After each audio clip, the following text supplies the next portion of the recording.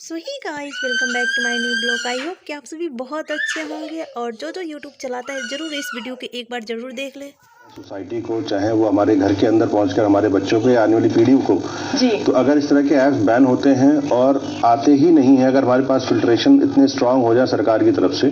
कि इस तरह के ऐप्स हमारे पास आ ही ना पाए, तो ज़्यादा बेहतर होगा जी। बिटवीन कि अगर कोई चीज़ ऑनगोइंग चल रही हो और उसको अचानक से आप बंद कर दें, बिल्कुल, तो इससे जो एक माइंड जो होता है वो बहुत तेज़ी से रिएक्ट करता है उस चीज़ों को। जैसे कोई बहुत लती हो किसी चीज़ के लिए, अचानक से उसको एकदम आप कैद करके एक जगह रख बैठा दें, तो वो बहुत ज़्यादा इरिटेट हो जाएगा, बहुत ज़्यादा हाइपर एक्टिव हो जाएगा।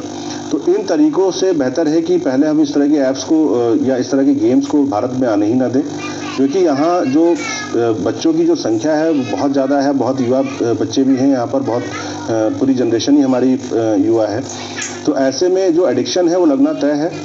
और चूंकि ये फ्री अवेलेबल है और इसमें बहुत सारे स्टेप्स पे लोग इन्वॉल्व हो जाते हैं, बच्चे इन्वॉल्व हो जाते हैं, पेरेंट्स भी बहुत कई हद तक उनको जानकारी नहीं होती कि बच्चा किस लेवल तक इसमें इन्वॉल्व हो चुका है, खेल चुका है, और ऐसे में अचानक से बंद कर देने से थोड़ा सा मुझे लगता है कि सेटबैक होगा। इसको धीमे धीमे एक प्रॉपर पेरेंटिंग गाइडलाइंस के थ्रू जो ऐप्स के ऊपर चल रही हैं, अगर हम उसको थोड़ा सा अवेयर करते हुए बच्चों को सही जानकारी स्कूलों में प्रोवाइड करें, कॉलेजेस में प्रोवाइड करें कि किस तरीके के ऐप्स को आपको इस्तेमाल नहीं करना चाहिए, किस तरह के गेम्स में आपको इन्वॉल्व नहीं होना चाहिए, तो एक बेहतर कदम होगा जो हम अवेयरनेस के थ्रू फैला सकते हैं और बच्चों को रोक सकते हैं इन चीज़ों के लिए। बिल्कुल अनूप जी, आपने अवेयरनेस की बात करी, तो यहाँ पर इस बात का भी जिक्र करना चाहेंगे कि ये जो अवेयरनेस है, क्योंकि हम सभी जानते हैं आज हर घर में बहुत सारे मोबाइल फ़ोन्स है, बहुत से ऐसे गैजेट्स हैं जिनके माध्यम से इस तरह के ऐप्स में आप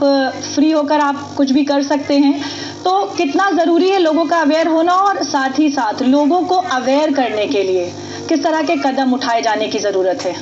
देखिए, अवेयरनेस की सबसे पहली गाइडलाइंस तो यही है कि जो हमारे मोबाइल्स हैं उसमें ही कुछ गाइडलाइंस सरकार प्री इंस्टॉल करके दे, जैसे कि तमाम तरीके के ऐप जब हम इंस्टॉल करने जाते हैं या अपना मोबाइल सेटअप करने जाते हैं, तो ये गाइडलाइंस जो है मोबाइल कंपनी की तरफ से या जो भी उनके टर्म्स एंड कंडीशंस होते हैं वो लिख करके आते हैं। तो इसी तरीके से मैं चाहता हूँ कि भारत सरकार एक गाइडलाइन ऐप जो है बच्चों के लिए भी निकाल करके दें, जिससे कि उनको समय समय पर क्या क्या नए अपडेट्स आ रहे हैं, क्या सही है क्या गलत है, वो उनको जानकारी वहाँ मिलती रहे। दूसरी चीज़ कि अवेयरनेस के लिए, चूंकि अभी बहुत बड़ी पॉपुलेशन ऐसी जिसको बहुत टकी नहीं है, वो जिनको यही नहीं जानकारी कि उनके मोबाइल से क्या हो सकता है, क्या हो रहा है और क्या होगा। बिल्कुल। तो ऐसे लोगों को भी मुझे लगता है कि अवेयर करने की ज़रूरत है, और उनके लिए तमाम NGOs के मार्फत हम जा सकते हैं, स्कूल कॉलेजेस को अप्रोच कर सकते हैं, जो बहुत बेसिक जैसे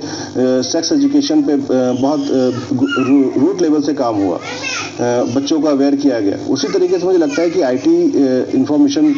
डूज एंड डोंट्स के बारे में भी लोगों को अवेयर करने की ज़रूरत है, बच्चों को अवेयर करने की ज़रूरत है, माता पिताओं को अवेयर करने की ज़रूरत है, क्योंकि कहीं ना कहीं हम सब अनअवेयर हैं, और इसकी वजह से क्या है कि कितना बड़ा खतरा हमारे हाथ में है, ये हम उसको इग्नोर करते हुए चलते हैं। जी बिल्कुल। अनूप जी, इस तमाम जानकारी के लिए आपका बहुत बहुत धन्यवाद। Thank you so much.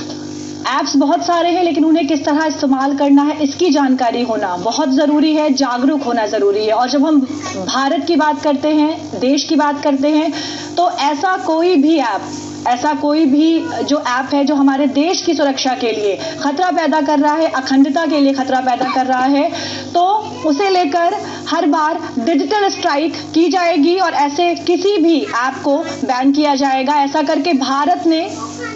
China के साथ पूरी दुनिया को ये संदेश दिया है कि किसी भी तरह का इस तरह का जो एक घुसपैठ है वो देश के खिलाफ बर्दाश्त नहीं की जाएगी। चर्चा में आज सिर्फ इतना ही। नमस्कार।